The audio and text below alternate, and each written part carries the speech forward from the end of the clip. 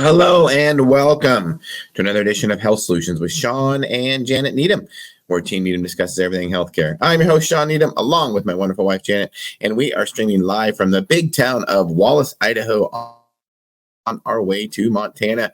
And we are super excited to have Dr. Kelsey Smith on our podcast today. She was on our podcast 3 years ago, I believe, maybe 4 years ago. I'll have to verify that with her when she first started her DPC clinic. And for those of you that follow us, you guys are familiar with DPC, a membership-based clinic where patients pay a monthly fee, a very affordable monthly fee, to have 24/7 access to their doctor. And she has been very successful. I'm super excited for her to share her story. So Dr. Smith, welcome to our show.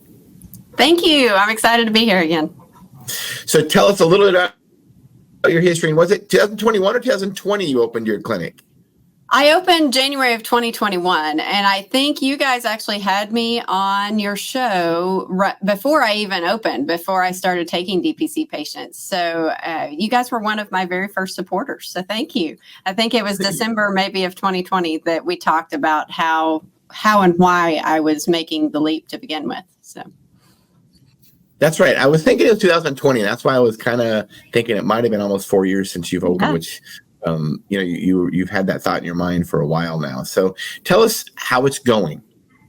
It's going great. It hasn't necessarily gone exactly as I had planned. If I had had a 4-year plan, back in 2020 when I was thinking of opening, but it's been a great adventure and things are still going great. I think that's one of the things I had as a question in my mind when I planned this was, well, is DPC really a viable business option, or is it just a way to really stick it to the man and, be a rebel? And then at the end of the day, you're going to run out of resources and have to go, with your hat in your hand, begging for a job at some hospital system.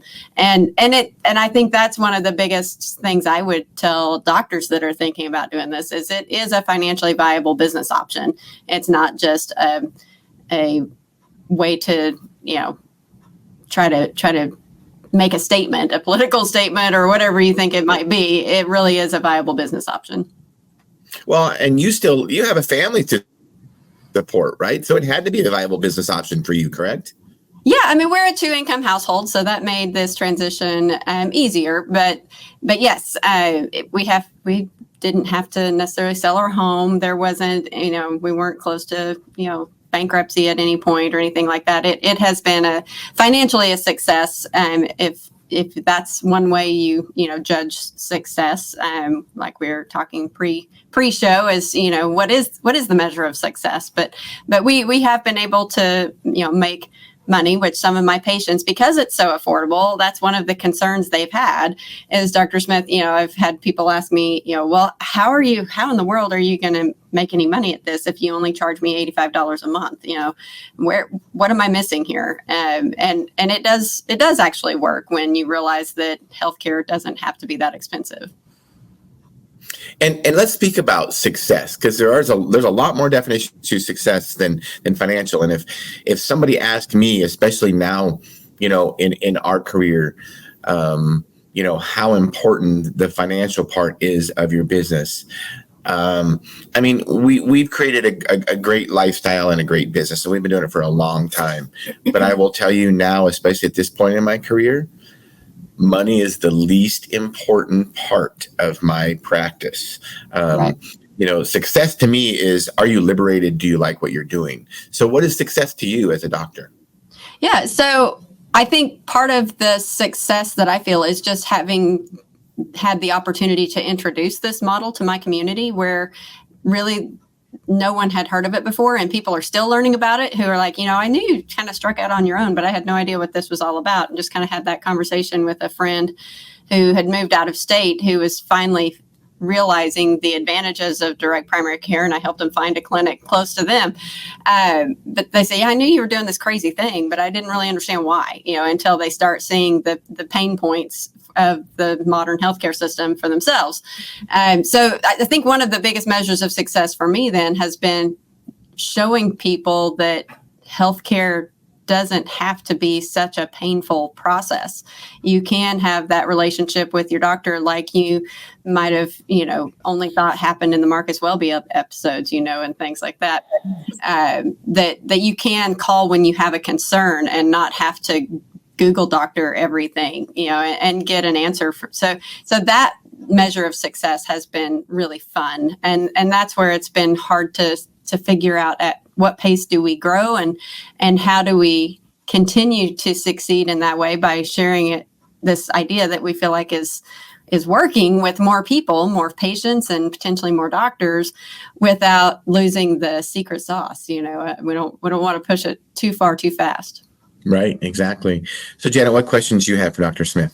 So you touched on a really good point is the growth factor, because I think most people consider what you're doing kind of an outlier, and we know that there's more people doing it. So you've had to manage growth. So talk a little bit about how that worked.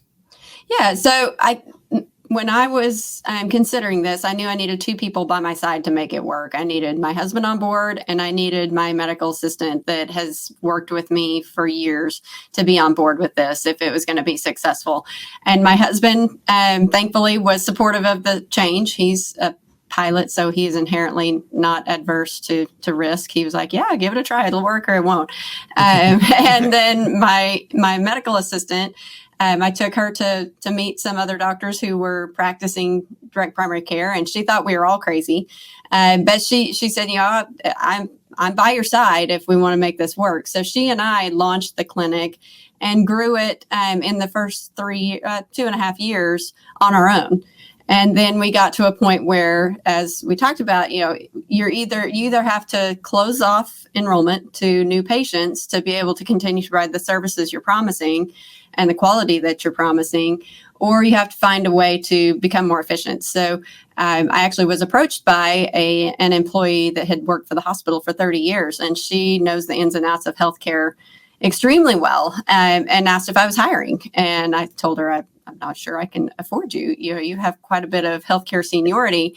And surprisingly to some, probably not to you guys, but she said, what, I will take a pay cut. I can't continue to work this rat race like I've been doing. And I see what you're doing and I want to be a part of it. So we brought her onto our team. So now I have 2 full-time employees.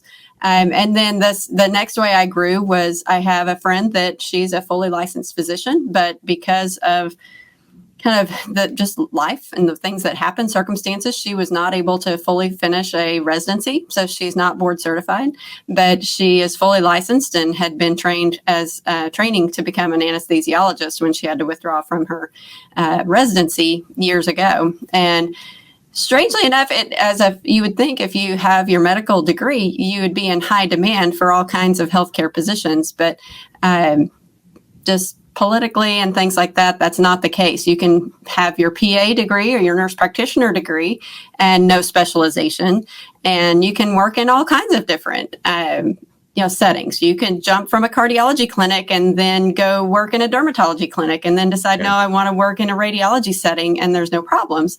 But for an MD that hasn't finished their residency training, you're essentially unemployable because you can't get credentialed by insurance.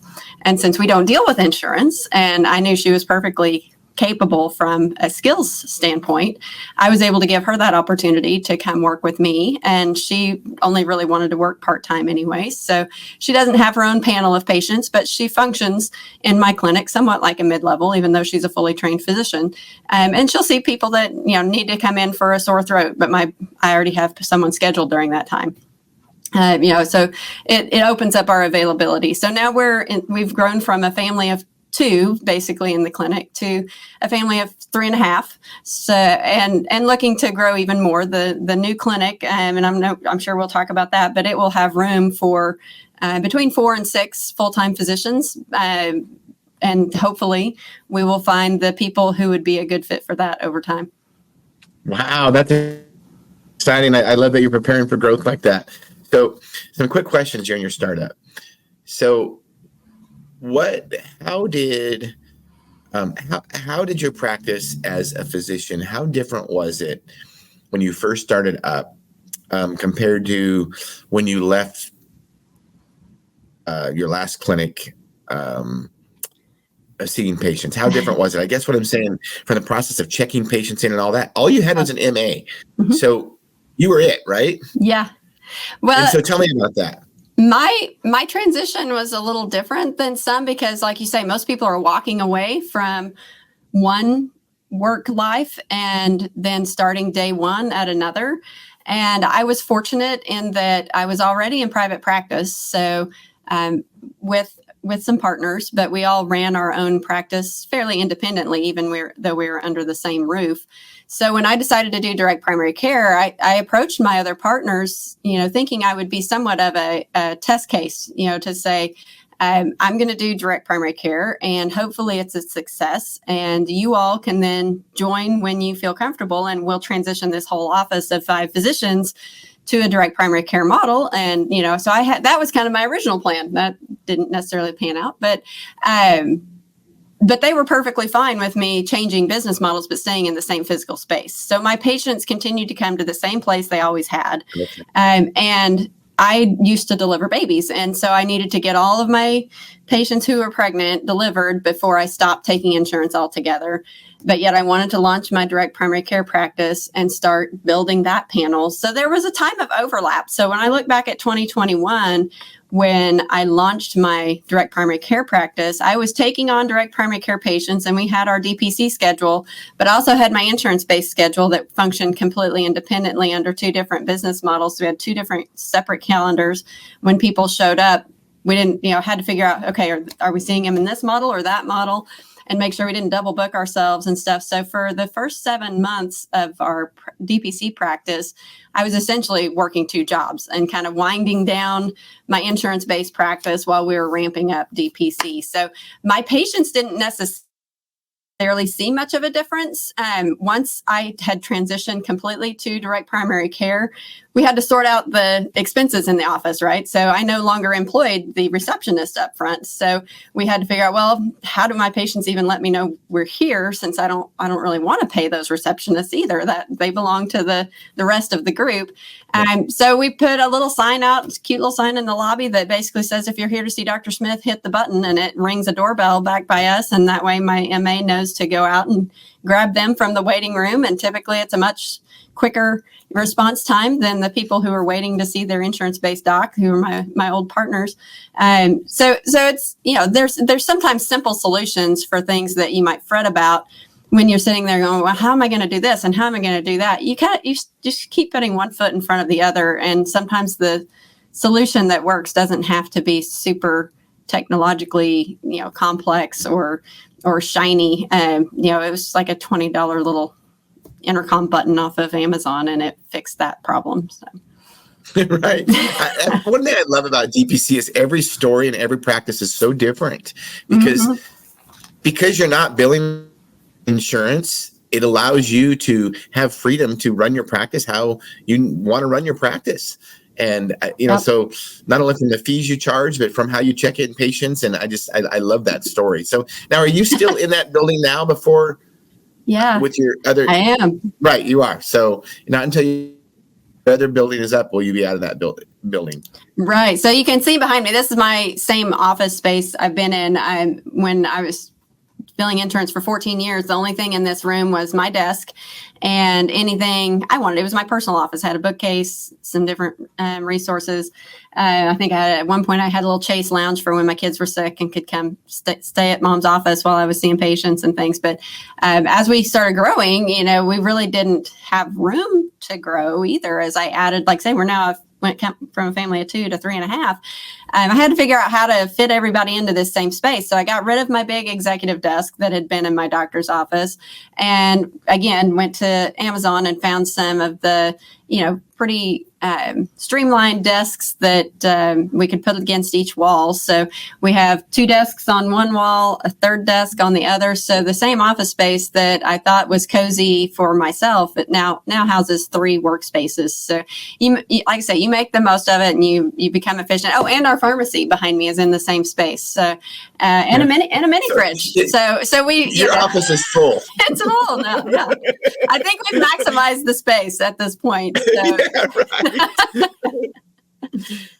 And so tell us about your new building and the vision for your new building. You kind of tease us a little bit about that, but tell us how that's going. It's going great. And, I wouldn't have anticipated that's where we would be at this point either if you'd asked me 4 years ago. In fact, when we started looking for more space, I think I was frustrating. I know I was frustrating my husband because I was looking at space like old homes in residential areas that maybe we could get rezoned to commercial, and I could make this little bedroom into an exam room. And my husband was like, "This is ridiculous. You have a real business, like you need a real business building, you need a real clinic." And I'm like, "But I don't really need anything fancy and all this stuff." So he was the one that had a little more of a vision for having a true professional office space. And I think he was the first one that said, if we can't find something like that, because we're in a town of 50,000, there's not a ton of clinic space that comes up for sale that's really just like you want it. So it is even if it is a commercial space, it's going to take quite a bit of remodeling to make it work. So he was the first one to say, well, maybe we should just build. And I really didn't think that was a great idea. That seemed like an insurmountable challenge. He said, "Well, then you'll get exactly what you want." And I said, "Well, that's the problem. I don't know exactly what I want. I've worked in healthcare for this length of time, but that doesn't mean I can design a clinic." Anyway, but we found commercial space that was within a mile of our home. We kind of negotiated on one lot, found it was too small, negotiated for a second lot, sold the first one back. It's a process. Nobody, if you're on the outside looking in, it might look like we had this master plan. But that's kind of like following your friends on social media. Everybody looks like they've got it all together, but it really is a process of figuring out, okay, well, what are we going to do with this lot and how are we going to make this work? And I designed the space thinking I was going to have another business partner in that space. So it's probably twice as big as I really need right now. But we've got plenty of, ability to pay the bills for right now. So if you build it, they will come, as kind of the thought process. And hopefully we'll find physicians that have the same philosophy in mind, because direct primary care isn't for everyone. It's not for every patient and it's not for every doctor. But we want to, I think we're providing a space where we can grow so that those physicians or doctors who want to be part of that will have the opportunity. That's a great idea, to build for growth. So, Janet, what kind of questions do you have for Dr. Smith? Well, that's a great point, because I think when we start talking about comfort zone of practicing, I think that's kind of the realm that doctors are kind of in, of not being sure whether or not it's a good transition for them. Yeah. So what would you say to someone? What kind of person do you think is going to be drawn to direct primary care? Because I think not everybody's going to fit.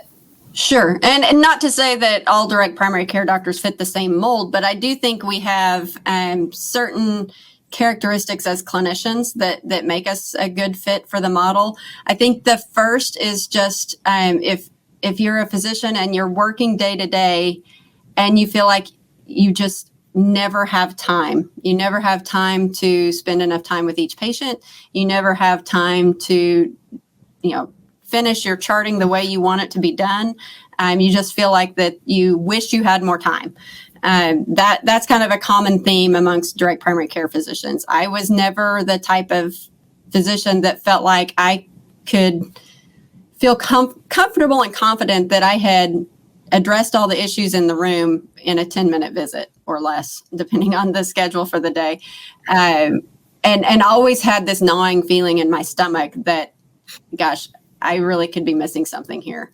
And so if you're the kind of person that you really enjoy that fast pace and like to see 30 to 50 patients per day, like some physicians do, and you thrive on that, fast paced, interactions, stay in insurance-based care. There's really no reason to move over if you're not struggling there. But I think the majority. I got to ask. I'm serious. There are physicians that like that. Seriously? Well, I mean, Yeah, my partners do quite well in that model. I think they thrive on the fact that they know exactly what their day entails. They've got, I'm going from this room to that room, and this is what we're talking about, and it's very straightforward. No, we're not going to talk about, how you got food poisoning at age 10 when you went to Mexico. We're going to talk about your hypertension because we've got to be focused. We've got to be, we can't get off topic. And so I think they do like that, in that it keeps everybody on task. And if you open yourself up to a more fluid schedule where you don't really necessarily know how many things each person's going to talk about when they come in, that's a scary thing to some clinicians, I think, rather than being very task oriented and task based, where, it's like, no, this is what we're covering today. Anything else I can shut down, and in my clinic, there's no telling how many things we'll address in one visit.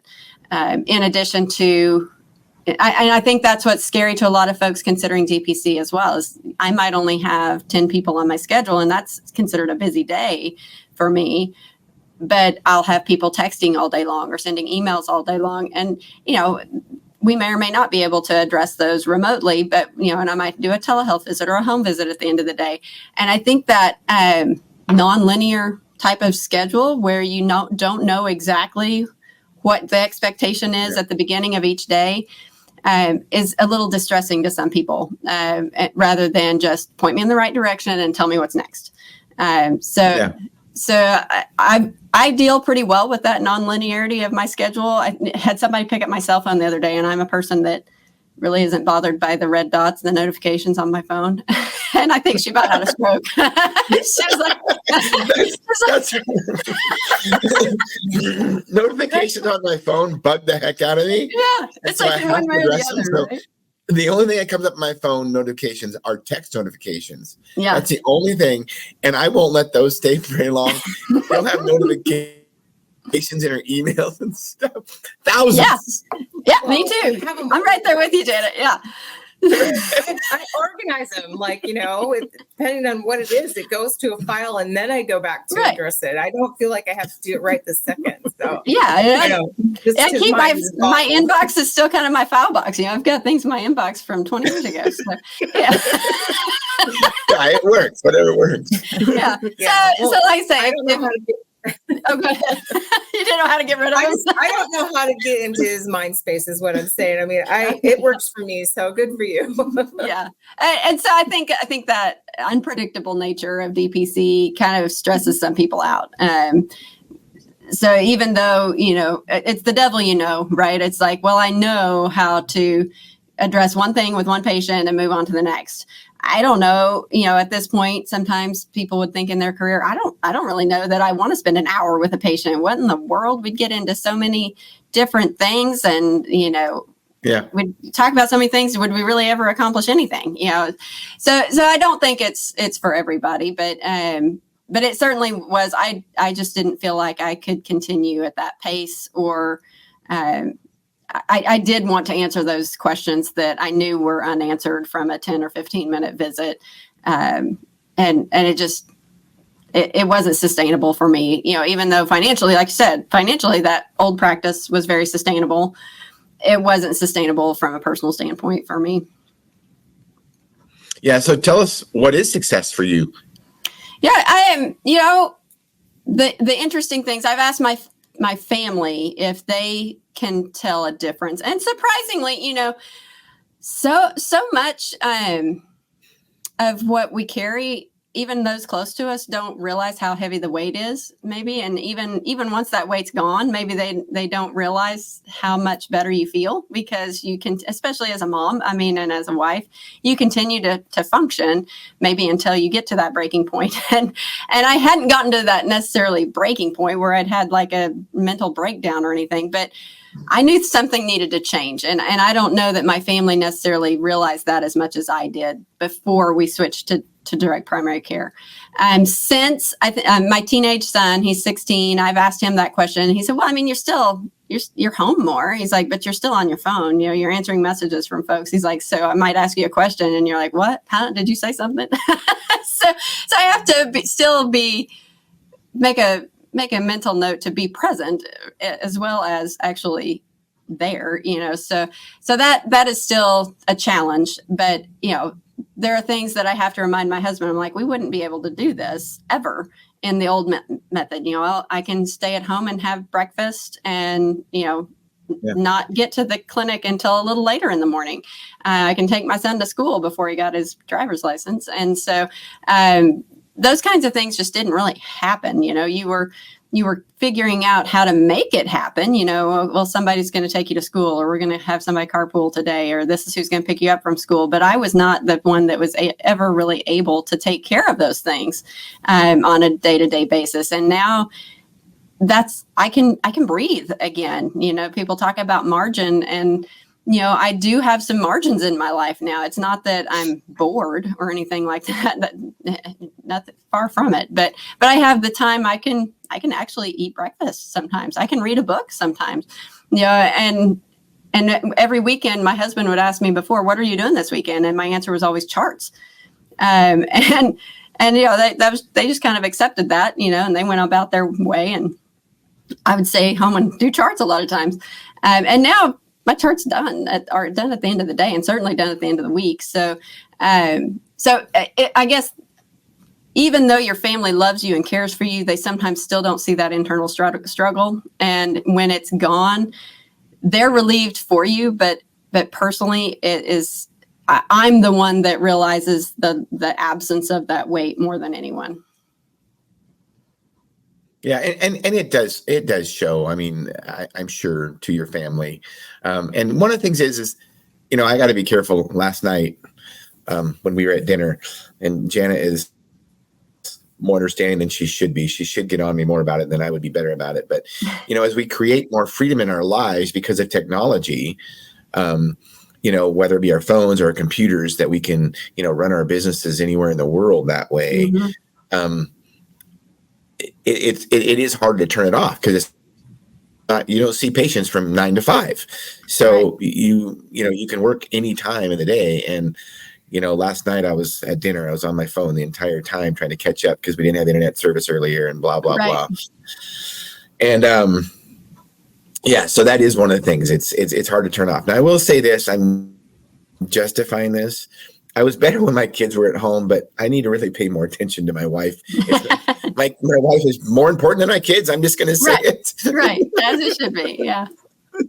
Well, I guess what we're really saying is we still have struggles in our lives about boundaries, but sure. I feel like the difference, at least for us, from the perspective of we aren't tied to, we weren't charting, but we were billing. We were constantly doing something to keep that flow managed. And I think stepping away from the insurance model freed us to be able to, like you say, offer services in a manner that we were comfortable doing and liked to do, and gave us professional reward. Because like you said, some people don't feel comfortable getting out of that. But if I have somebody that I need to spend more time with, I don't have any guilt over it. I don't feel any pressure. It actually feels good to be able to address that person. And to me, professionally, that was something that I never had, even when we worked, for other people. It was always next. And I just didn't feel comfortable addressing other people that way because I didn't want that for myself either. Sure. So the reward is different. It's a different feeling. And, maybe if people haven't experienced it, they don't really kind of understand that. But I feel like we all have this in our brain from the start of practicing about what it should look like. And if we're not practicing that way, I think that just keeps going along with us in that path. Hey, Dr. Smith, you got some fans. Look at awesome. Look at this. Hey, Mandy. Thanks for watching. And check this one out. Lisa Ann Pierce. I want to read this one because this hits home to us too. Yeah. I know when Dr. Smith talked about starting DPC clinic, I wasn't too sure about it, but I love it. I can text her or call her anytime, and she always gets back to me. I love her and her staff members. They are all loving and kind. Thank you, Dr. Smith, for caring about your patients. Thank you, Lisa, for that comment. Thank you, Lisa. Yeah, and I will say, when Jan and I decided to go away from the insurance model in our pharmacy, there were a lot of naysayers, including family members, friends, patients, and employees. And so, when it does work out, it is, nice to be able to look back and say, it did work out, and we made the right decision. I could never go back to a traditional insurance billing pharmacy. And one of the things that we were able to do too in our pharmacy was, because we have fairly limited hours, half day Fridays, Monday through Friday, closed for lunch, all that good stuff, is we got to raise our family and travel on weekends when our kids were younger. And those are things you can never, ever get back. Right. Ever. And that's one thing that a lot of DPC doctors have said about their clinic, is that they've been able to spend more time with their family. And it appears that you have too. And those are times you'll never get back. And when you're 70 years old, God willing, you are never going to regret, I didn't see another patient, or I didn't make more money, but you will regret not spending time with your family. Right. No, I'm very, very glad I made the switch. You said, you can't really go back. I didn't really plan to go back when I made the switch, but it's kind of like, once you realize that your incentives and your patient's incentives are aligned in the same, direction, you don't feel like there's this conflict of interest all the time. And you start seeing more and more of the disparities in healthcare. I think we hear a lot about that as far as, access to care, even in the system. Well, we need to make sure healthcare is accessible to everyone, all this kind of thing. But yet the system is designed to keep people out of contact with their doctor. I mean, it's just designed not to work. Then you just realize, gosh, if I can get somebody their amlodipine for $1 for 3 months supply, or I can do their annual labs for $17.50, why in the world would I ever consider going back when it's going to cost hundreds of dollars for that lab, or they're going to pay a $15 copay for a medication that only costs $1? So it's like, once you've seen behind the curtain of the Wizard of Oz, like, there's no way I could go back and pretend not to know that there's a better way. And I mean, the deeper in our experience, I mean, the further you get along in this, the further you will distance yourself and say, you could not pay me enough to go back. And that's where we're at. You could not pay me enough. And it is, speaking of access, I didn't coin this term, Marion Moss did, but coverage does not equal care. So we always, politicians always want to brag about insurance coverage from people. And we got to get people covered on insurance, but coverage does not equal care. And you're talking about access. It's like, I know in our community, if you are a new patient in our community and you're trying to find a primary care doctor, you will be lucky if you can get in 12 months. Right. That is not access. No. Absolutely. Who cares what insurance you have? You can't even find somebody to see you. I mean, it would be like Walmart advertising a special, but they never have it in stock. Seriously. Yeah. Exactly. And it's so that's what I love about DPC is access. And if you want healthcare to get expensive, get insurance involved. When insurance isn't involved in healthcare, like you're talking about the labs, the pharmacy, your fees, that's affordable. That's very affordable. You want to make that not affordable? Get insurance involved. Sure. Yeah, you've made some really great short videos about that with, comparing it to how we would never put up with that if it was, when we went to get tires for our car or to purchase a hotel room, like you guys are staying on the road, and then find out what it costs 3 months later. It's ludicrous, but for some reason we've accepted that as the status quo in healthcare, and it doesn't have to be. You've got more fans, man. You have a lot of fans. Look at this. That's awesome. I'm assuming this is your friend, family, patient. Is that correct, Pamela? Yeah. Okay. I love this model of healthcare, much more affordable than insurance. More importantly, I know how I have access to my fabulous doctor whenever I need her. She and her staff are amazing and deliver incredible service. Very grateful for Dr. Smith. Thank you for that comment. And, that's awesome. Yeah, it's so nice. It's so nice hearing things like this about your practice and about you, Dr. Smith. And I will say that we see this quite often in DPC clinics. And I'm just going to be honest with you. We were talking to somebody yesterday in healthcare, and she was talking about when she worked for a big hospital, one of the ways that they got reimbursed, which this blew me away. One of the ways they got reimbursed was based on their reviews online, which I thought, right. Okay. So you know about this. Yeah. Yeah. But you know what? I mean, here's my opinion. The doctors at a hospital have very little control about most of the things that are happening. So when that doctor gets a bad review, is it a bad review for the doctor? Or is it really a bad review for the hospital? Like wait times and all that kind of stuff. Mm-hmm. And so typically you don't see good reviews on doctors that work in big clinic settings. Is that correct?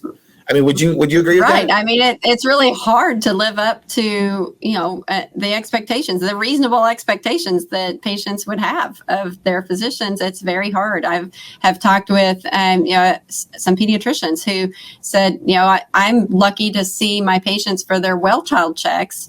And then I'm shocked to learn, well, they've been to the clinic maybe 3 or 4 times, but I was doing something else. I had other responsibilities to the hospital and to the clinic I worked for. So I had no idea when they come back to their next well check that they've had 3 or 4 ear infections. And oh my gosh, well, what happened there? And, what do we need to do about that? You just feel like you're behind the 8 ball the entire time.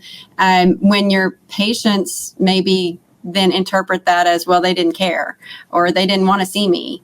Well, no, but there's just so many hours in a day, and you cannot do everything. And so it's an unfair expectation. You got some more fans. Look at this. Hey, hi, Beth. And Beth does billing, so she knows exactly the pain points that there are in the healthcare billing system. So, and she's still doing it. So, way to go, Beth. I don't know how you're still doing it. So, Dr. Smith, as we wrap this podcast up, tell us what you have a passion for. I really have a passion for personal relationships with patients. And I think I would say, and Janet and I talked about this a little bit when we saw each other at a conference, when you're in a big setting where there's people all around you, I'm not that kind of people person. I hate that kind of environment where you're expected to hobnob with, everybody in the room or, make small talk, but to really connect with somebody and find out what their needs are and how you can make their life a little easier or a little better is not only my passion, but I think the passion of my staff. Like I said, they've both been in healthcare for 25 plus years. And Joni, my MA, just said it last week that it is a calling. She can't really imagine doing anything else. We love to, like I say, individualize our care and find out, it's not just checking these boxes to say, have you done these things that, like say, well, then make me look like a better doctor. Have we done this, that, or the other that I'm going to get now reimbursed more for because I've checked your fall risk. I've asked you whether you drink alcohol too much, all this kind of thing. No, we are passionate about getting to know each person personally and then figuring out how the skills we have can make their lives better. And we want to do that for as many people as we can without compromising the care we're already providing to the patients who have entrusted us with that. Wow, I love what you're doing. So if anybody has any questions, I'm streaming your website here. Awesome. If anybody has any questions or wants to get a hold of you, what's the best way to do that? Well, through the website works really well as far as there is a email function. You can call us from that website, and you can even enroll on our website. So that is one good launching pad to start from. We also have social media on both Facebook and Instagram and even TikTok here and there when I can remember how to put a video together. But those are all good ways to learn more about the practice and then just reach out. Like I say, we had somebody just earlier this week that they sent an email from our website that just said, tell me more about DPC. And that was it. And we let them have it. We're like, here's the whole enchilada. Here's what we're about. So we're happy to talk to new patients anytime. I love that. So yeah, before we wind this podcast up, tell us about the name Pioneer Health DPC. Yeah. So here in Stillwater, we're in the Great Plains of Oklahoma. Our local high school mascot is the Pioneers. And so that was a natural name to consider, with that being our local mascot. But it also fits what we're doing in direct primary care. Family medicine is not new. Caring for patients the way we do is not new, but it is a breath of fresh air and kind of a return to, what used to be in healthcare to do this. So even though it's not new, it feels new and feels like we're pioneering in a way that makes a difference. So it fits in our locale for more than one reason. Yeah, I was just going to say it fits for so many reasons. That's true. Yeah. So, all right. Well, thank you so much for being on our podcast and helping us to realize our goal, which is to educate and empower individuals to take charge of their own health. And I'm sure you do that every day with your patients. We sure try. Yeah. And listeners and viewers, thank you. Tune into Health Solutions with Shawn and Janet Needham. Tune in Monday to our regularly scheduled podcast, 12:30 to 1:30 Pacific Standard Time. Well, Sierra Brightbill will be talking about osteoporosis, so you don't want to miss out on that. And Dr. Smith, thank you so much for tuning in for being on our podcast today. Absolutely. Happy to be here again. Thank you, guys.